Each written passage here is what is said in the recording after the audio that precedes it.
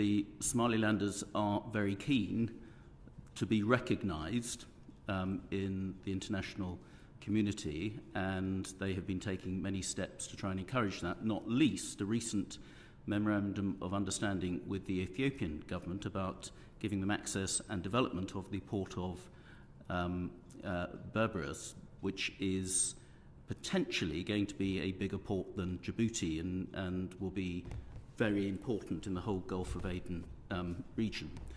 And that memorandum of understanding is being pursued at pace now, including many Somaliland British residents who are legal experts who are part of it, who we met on our recent trip.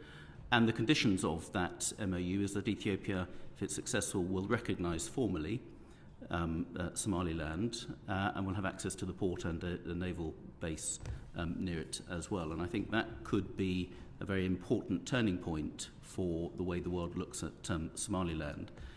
But it's become fairly topical now because of what's going on the other side of the Red Sea with Yemen and the influence of the Houthis on shipping going through that very important and very busy waterway.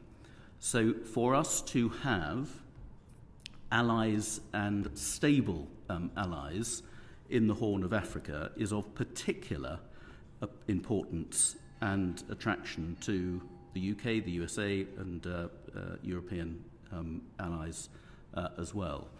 So hence, we want to start the ball rolling by our government taking Somaliland rather more seriously. It's so far declined to recognise Somaliland as the independent republic that it wants to be, and it's also failed to recognise the Memorandum of Understanding, even though it is with a very large economic player in that part of Africa that could be particularly game-changing for Somaliland and also very, very important to Ethiopia itself, who is another important ally in the region.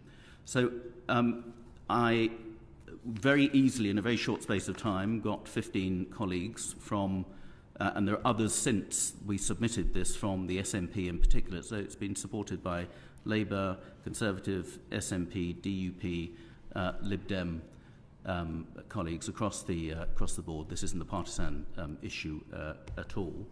And we are keen that it will be on a substantive motion.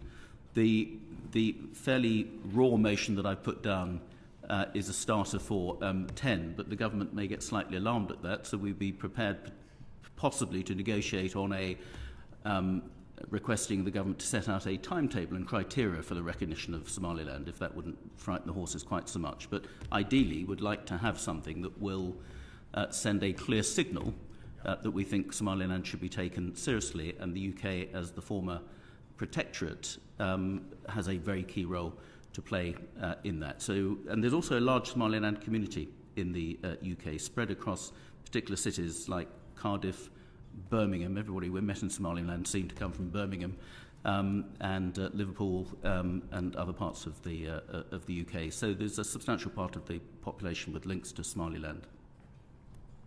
Can I just ask you, what's the status of Somaliland in the Commonwealth? Presumably it's not recognised as a state, no. So it's not part of the Commonwealth. It's not recognised by the UN, by the Commonwealth, or other international authorities. It has diplomatic relations with Taiwan, and potentially full recognition with Ethiopia, depending on the outcome of the MOU.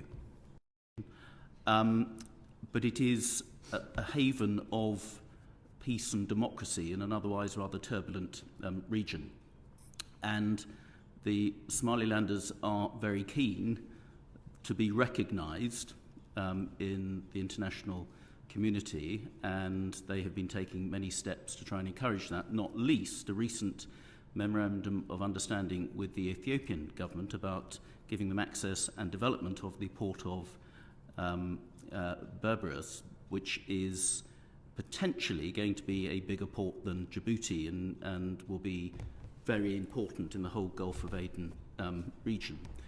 And that memorandum of understanding is being pursued at pace now, including many Somaliland British residents who are legal experts who are part of it, who we met in our recent